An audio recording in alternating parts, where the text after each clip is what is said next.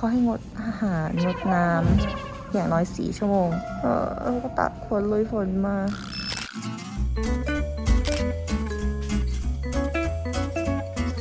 อยู่แบบยมบวมคือตอนนี้มันดูไม่ออกจริงๆว่าจมูกจะออกมาเป็นยังไงแล้วก็ หน้าบวมเหมือนหมาโดนพึ่งต่อยวะไปเอาข้าวเชลิโลลีตอนไม่โด่งไม่หลังจะไม่หันหลังกลับบ้านที่หนึ่งวันนี้เราก็จะมาทำจมูกกันแล้วนะคะจริงๆก็คือเครื่องลงตรงดิ่งมาโรงพยาบาลเลยเราใจร้อนค่ะเพราะเรารอมา2 ปีครึ่งแล้วตอนนี้ก็หิวมากด้วยเพราะว่าเขาให้งดอาหารงดน้ำอย่างน้อย4 ชั่วโมงอยากกินกาแฟมากเลย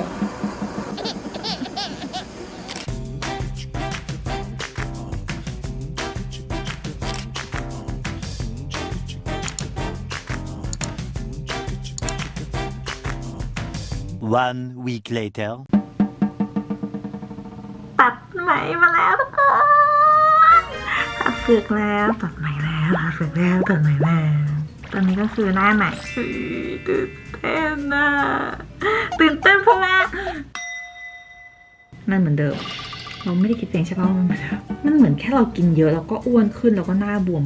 ปะผ่าตัดเสร็จยกไม่ไหวอ่ะเป็นมัมมี่อ่ะพี่น่าจะแบบยังมึนยังเมายาสลบอยู่ลูกเองไม่ไหวเลยอ่ะสภาพคือยมเซอร์ยมเกินจำได้ว่าแบบหายใจไม่ออกอ่ะมันต้องหายใจทางปากอ่ะเขาถามว่ารู้สึกอะไรบ้างไหมแบบมีแบบ after effect อะไรบ้างไหมเมาไหมมึนไหมอยากอ้วกไหมตอบว่าหิวนะหลังจากที่ได้ใบสั่งยาแล้วก็ได้ใบวิธีการดูแลหลังจากการผ่าตัดใบบรรดาของที่ทางโรงพยาบาลให้ประคบหน้านะคะให้ที่ล้างมือมาด้วยจ้ะกลัวมือฉันไม่สะอาดใช่ไหมล่ะคือแบบประทับใจการให้ยาของที่นี่มากคือเขาจะแบ่งไปเลยว่าเป็นแบบวันยังไงแล้วก็แบบสิ่งที่เราทำก็คือฉีกเทใส่มือใส่ปากกรอกน้ำกินแต่วันแรกคือยมมากรูปนี้คือไม่ไหวแล้วรูปคือขิดไปแล้วเด้อเป็นซอมบี้เลยอ่ะเป็นมัมมี่ซอมบี้โหทำอะไรขนาดนั้นอ่ะเก่งมากเลยอ่ะใครไม่ไหวข้ามไปนะคะก็ซื้อข้าวต้มแบบโจ๊กฟักทองอะเมื่อกี้ก็คือกินไปแล้วก็ต้องดูกระจกไปเพราะว่าเดี๋ยวเล็กไม่โดนปากจริงๆใช้หลอดง่ายกว่าเนื่องจากว่าการกินด้วยช้อนมันลำบากมากเราก็เลยต้องไปหาหลอดมานะคะให้มันลงคอไปเลยวันหลังจากผ่าตัดนะคะเราจะนับเป็นเดย์วันหลังไปโรงพยาบาลก็คือบวมเต่งสุด หน้าบวมเหมือนหมาโดนพึ่งต่อยวะก็ถูกไม่เถียงเลยชายแซงเหมือนเป็ดปักกิ่งปะหรือเหมือนแบบไอเนื้อที่เขาย่างแบบย่างเตาอะ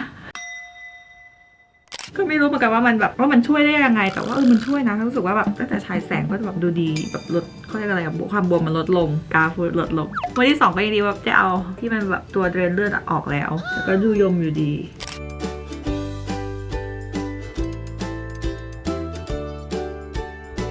ร้านนี้กาแฟอร่อยมากแล้วก็อาหารอร่อยมากคือซุปมะเขือเทศนี่รักมากเลยอะแต่วันนั้นคือแค่อ้าปากก็ยากแล้วอะแต่มันอร่อยมากนะมันแบบเข้ากันแล้วก็แบบก็ได้แต่นอนประคบวนๆไปนะคะรวมถึงที่แท้ทรูเดฟโฟก็คือล้างแผลเฮ้ยคนรู้ว่าดูเองก็ยังแบบแต่ว่าคือตอนทำก็เสียวนะนอนที่บอกว่านอนอยู่แล้วเขาก็แบบเพิ่งก็รู้สึกเหมือนแบบยึกอยู่ในจมูกเราเก็ตป่ะพอมานั่งดูแล้วก็คนลุกอยู่อะ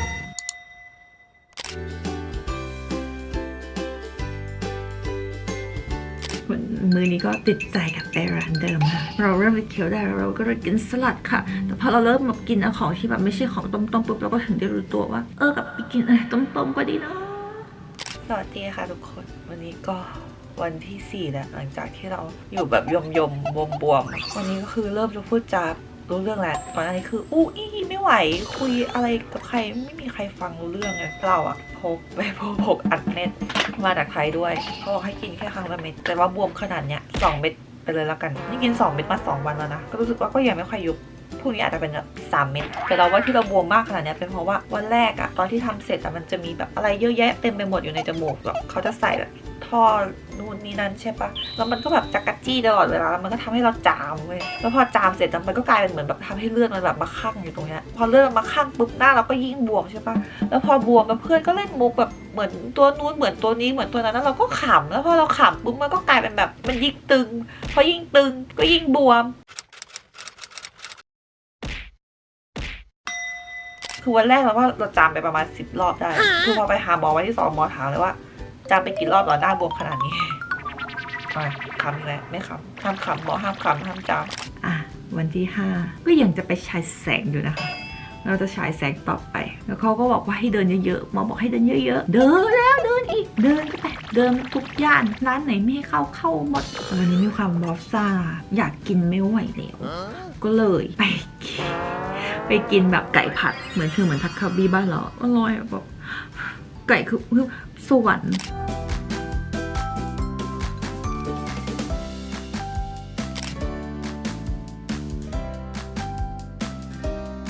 แล้ววันนี้ก็มีเพื่อนมาหาด้วยเพื่อนจากเซี่ยงไฮ้จงซอกโอปป้าค่ะ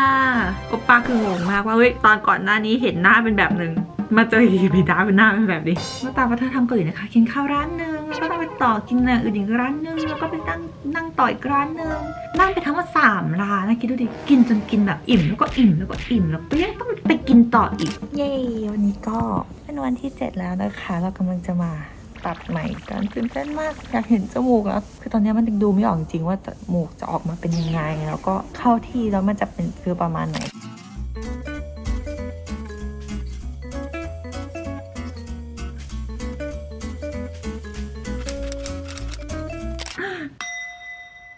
มันเหมือนเดิม